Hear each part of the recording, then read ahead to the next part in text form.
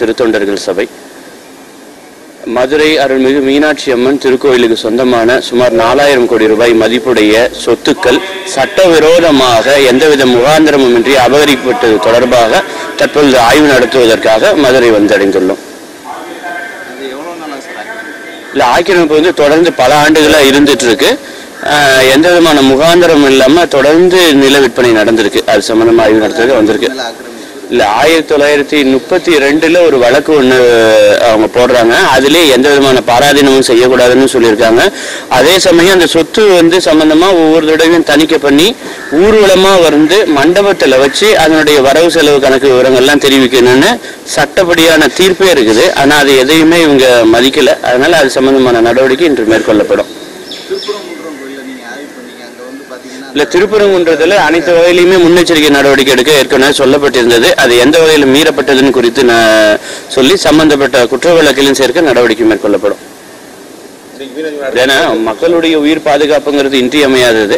அந்த உயிர் பாதுகாப்புக்கான முன்னெச்சரிக்கை நடவடிக்கைகள் குறித்து ஏற்கனவே தீயணைப்பு துறையினால தெளிவான அறிக்கை மாவட்ட ஆட்சித்தலைவர் மற்றும் திருக்கோயில் நிர்வாகத்திற்கு சமர்ப்பிக்கப்பட்டது. இருப்பினும் அந்த நடவடிக்கைகள் மேற்கொள்ளப்படாதனால தான் இந்த உயிரிழப்பு ஏற்பட்டதுனால அவங்க குற்ற வழக்கில் சேர்க்கவும் நடவடிக்கை எடுக்கும்.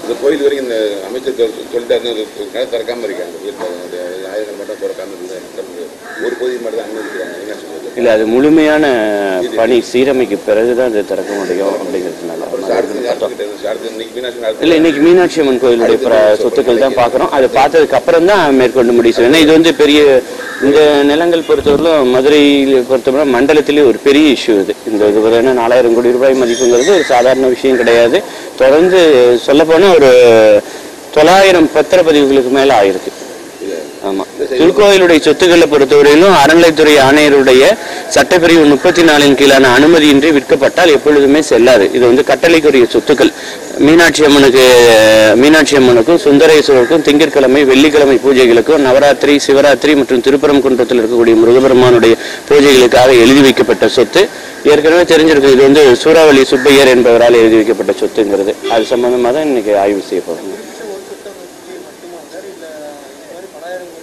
இல்லை, இது மாதிரி ஒவ்வொன்றா ஒன்றன் பின் ஒன்றாக எந்த சொத்தையுமே ஒரு சதுரடி நிலம் கூட கண்டிப்பாக திருக்கோயிலுடைய சொத்துக்களை விட்டுத்தர முடியாது.